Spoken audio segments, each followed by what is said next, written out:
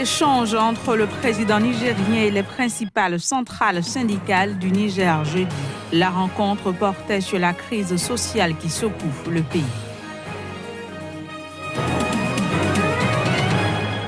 Visite de 2 jours de la procureure de la Cour pénale internationale en RD Congo, Fatou Bensouda appelle les autorités à enquêter sur les crimes.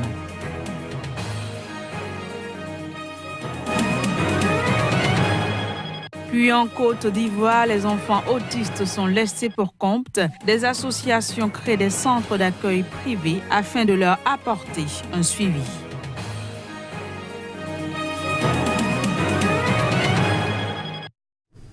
Ravi de vous retrouver pour cette nouvelle session de l'information sur SICA. Bienvenue à toutes et à tous. On démarre cette édition par une note du Niger. Le président de la République s'implique personnellement dans la résolution de la crise sur le front social. Issoufou Mahamadou a rencontré ce jeudi les leaders des principales centrales syndicales du pays. On fait le point avec notre correspondant au Niger, Abdul Karim Mahamadou. Après la célébration de la fête du travail du 1er mai 2018, le président nigérien a pris les choses en main en vue de la résolution définitive de la crise sociale qui secoue le pays. Issoufou Mahamadou a reçu en audience les leaders des principales centrales syndicales du pays, regroupées au sein de l'intersyndicale des travailleurs du Niger. Toutes les préoccupations des travailleurs relatives à l'amélioration de leurs conditions de vie et de travail, les remous sociaux nés de l'adoption de la loi des finances 2018, la crise scolaire et universitaire ainsi que la question sécuritaire ont été évoquées au cours de cette rencontre. Le chef de l'État s'est personnellement engagé à veiller au respect des engagements pris par son gouvernement auxquels il a donné des instructions dans ce sens. En ce qui concerne la situation sociale, il s'est engagé à s'investir personnellement pour qu'il y ait une quiétude sociale afin que le pays puisse amorcer son développement.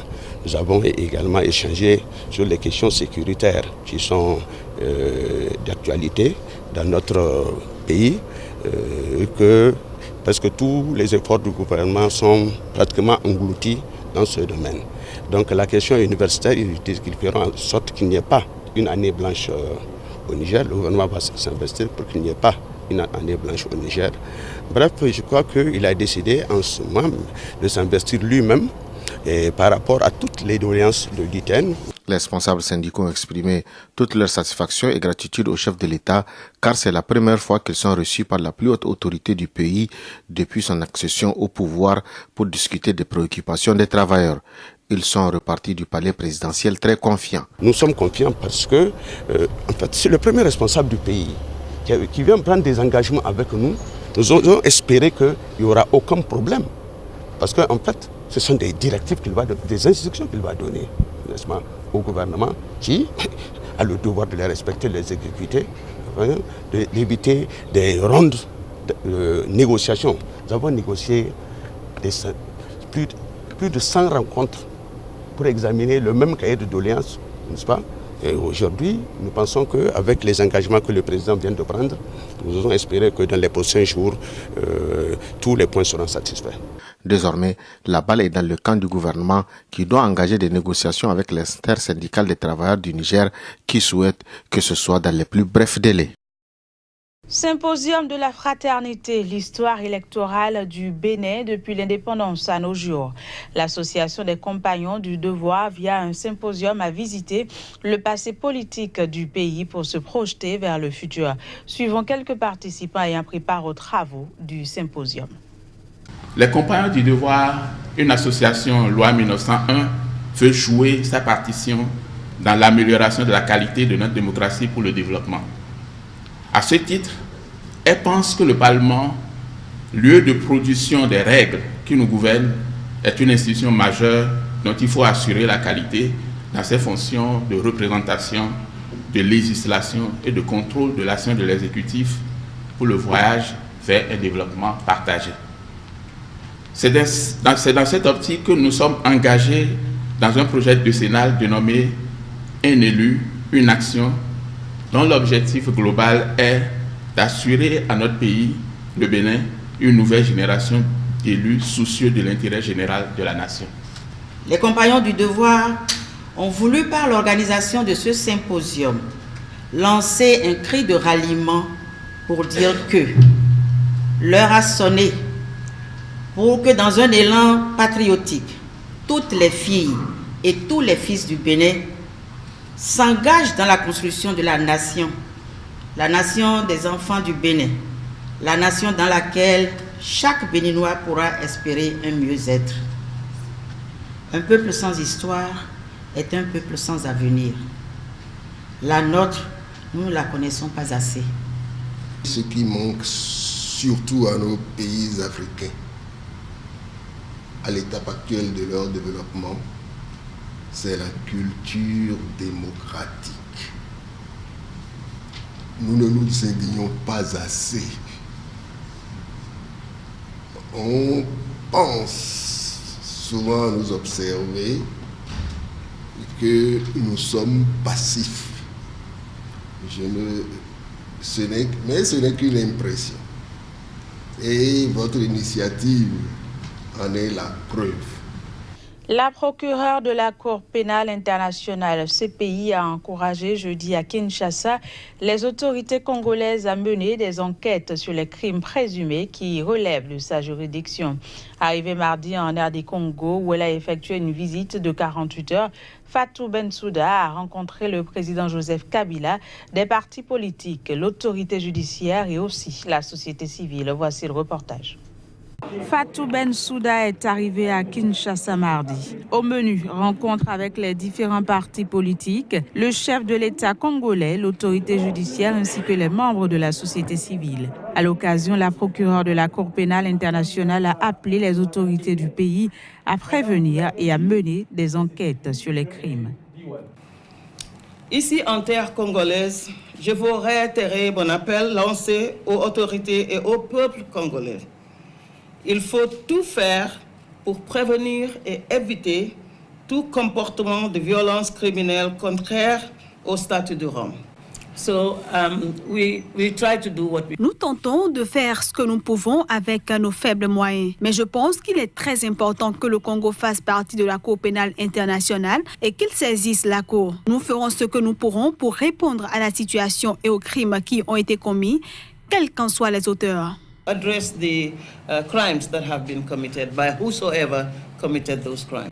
La procureure de la Cour pénale internationale a également souligné l'importance des procédures nationales contre les responsables de crimes en République démocratique du Congo. De retour des États-Unis, le président nigérien Muhammadu Buhari a fait une escale technique à Londres. Une annonce faite jeudi par son porte-parole qui dément les rumeurs alarmistes sur son état de santé. Voici le point. Après avoir rencontré le président américain Donald Trump à Washington, le président nigérien Muhammadu Buhari a fait une escale technique à Londres. Démentant les rumeurs alarmantes sur son état de santé, le porte-parole de la présidence Garba Shehu a assuré que l'escale technique est due au fait que le voyage entre Washington et Abuja doit se faire en 2 temps. Ancien général âgé de 75 ans, Muhammadu Buhari a passé plusieurs mois dans la capitale britannique l'année dernière pour être soigné pour une maladie dont la nature n'a pas été dévoilée, soulevant de nombreuses inquiétudes sur son aptitude à gouverner. Récemment, le chef de l'État a annoncé son intention de briguer un second mandat en 2019, et ce, tout en défiant les appels pressants de plusieurs poids lourds de la politique nigériane, l'invitant à se retirer en faveur d'un candidat plus jeune et plus dynamique. L'autisme est rarement détecté en Côte d'Ivoire et il n'existe pas de prise en charge spécialisée dans le pays. Face à l'absence de structures publiques, des associations ont mis en place des centres d'accueil privés afin d'apporter un suivi aux enfants. Reportage. En Côte d'Ivoire, il n'existe ni structure publique, ni prise en charge spécialisée pour les enfants atteints d'autisme. Des associations ont donc mis en place des centres d'accueil privés afin d'apporter un suivi à ces enfants. Parmi eux, le Centre d'action médico-psychosociale de l'enfant qui traite les enfants atteints de l'autisme. Nous essayons d'aider ces enfants-là à intégrer la vie sociale, nous disons, normale. Donc, nous travaillons un peu sur l'autonomisation d'abord et aussi la motricité. Les enfants autistes en Côte d'Ivoire sont des laissés pour compte parce qu'ils ne sont pas pris en charge. Ils n'ont pas encore, l'État n'a pas encore vraiment, l'État ne s'est pas encore impliqué. Parce que ce sont les associations qui s'impliquent dans cette prise en charge. L'autisme est un trouble du développement humain caractérisé par des difficultés de l'apprentissage social et de la communication avec des comportements stéréotypés et persévératifs. Ces symptômes sont souvent détectés par les parents durant les premières années de vie de l'enfant. Sa prise en charge nécessite au moins 6 spécialistes, un pédopsychiatre, un éducateur spécialisé, un neurologue, un psychomotricien, un orthophoniste et un ergothérapeute. En Afrique du Sud, l'avocat des droits de l'homme Richard Spoor a réagi au règlement historique accordé à des milliers de mineurs sud-africains affectés par la silicose. Le règlement couvrira ceux qui ont travaillé pour plusieurs géants miniers entre mars 1965 et aujourd'hui. Il profitera à plus de 100 000 anciens mineurs. Suivez cet extrait pour plus de précisions. Un litige manifestement vaste et complexe. S'étend sur 50 ans, peut-être une centaine de mines différentes, 32 sociétés minières et il concerne 10 demandeurs sur 1000. Mais cette échelle et cette complexité n'étaient pas le plus grand défi. C'est une énorme responsabilité de représenter les intérêts de 1000 individus, dont la plupart sont appauvris, dont beaucoup sont malades, la grande majorité venant de zones rurales éloignées comme le Lesotho, le Mozambique ou le Botswana. Eastern Cape, Botswana. But the real success of this agreement, those delays aside, Mais le véritable succès de cet accord, ces retards mis à part, le véritable succès de cet accord dépendra de sa mise en œuvre. La durée de vie de la fiducie est d'environ 12 ans et nous avons 12 ans pour payer et indemniser le plus grand nombre de personnes possible. Eh bien, les entreprises, comme tout le monde le sait, ont constitué une provision. Elles ont estimé le coût probable associé à cela et estimé à environ 5 milliards de rands. Puis au Sénégal, la 13e édition de Dakar, la Biennale d'art contemporain africain, s'est ouverte dans la capitale. Cette édition, qui accueille plus d'une centaine d'artistes venus de tous les continents, va se dérouler du 5 mai jusqu'au 2 juin. Reportage. Organisée tous les 2 ans au Sénégal, la 13e édition du Dakar, une des plus importantes manifestations de l'art africain contemporain, a été lancée ce jeudi.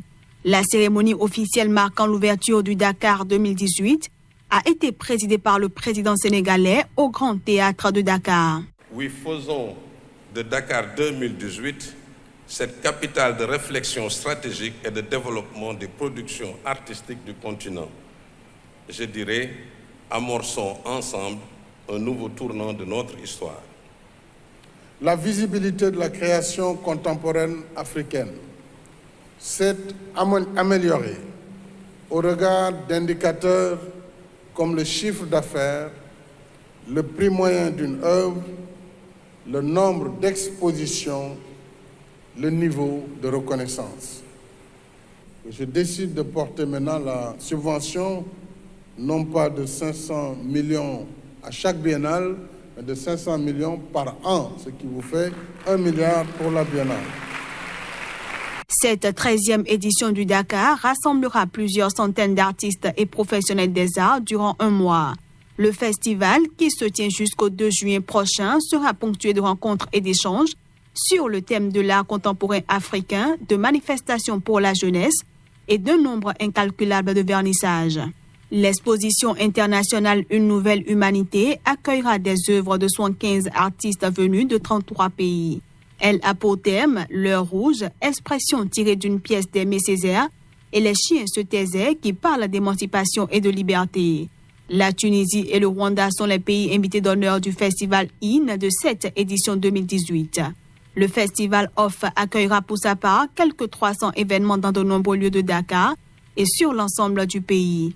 L'édition 2018 sera l'occasion d'un hommage à l'une des grandes figures du Sénégal dans le domaine de l'art, le sculpteur Ousmane Sow, décédé à l'âge de 81 ans en décembre 2016. Voilà, c'est la fin de cette édition. Merci de l'avoir suivi. Très bonne suite de programme sur Sika. Au revoir.